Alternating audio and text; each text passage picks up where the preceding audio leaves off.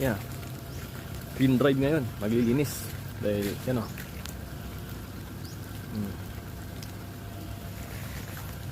Nagsitumbaan yung mga mga puno, mga kawayan.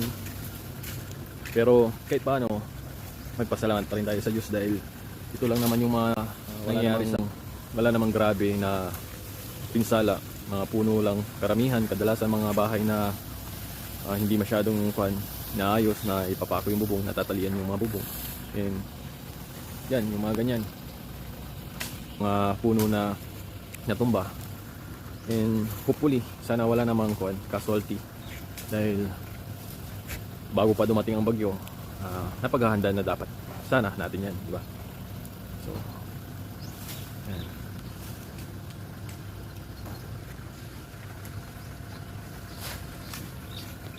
Kahit paano, yan lang naman yung mga pinsala. Magpasalamat pa rin tayo kasi ligtas tayo. Kung ikukumpara mo naman ito sa ibang lugar, di ba?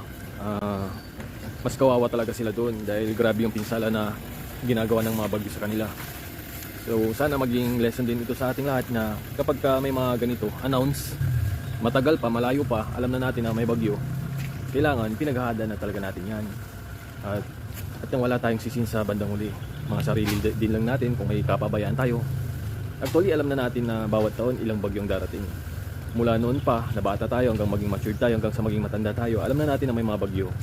So dapat na tayo, napaghahandaan talaga natin yan, at dapat walang panama yung bagyo sa atin.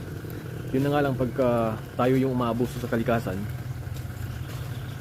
alam nyo na, di ba? Pagka inaabuso natin ang ating mga forest, ang ating mga mountains, ang mga daluyan ng tubig, nagbabara, tayo rin lang ang kawawa dyan. Yung impact nun, tayo. Diba? Sana maging lesson learned ito sa bawat isa na pangalagaan natin ang ating kapaligiran.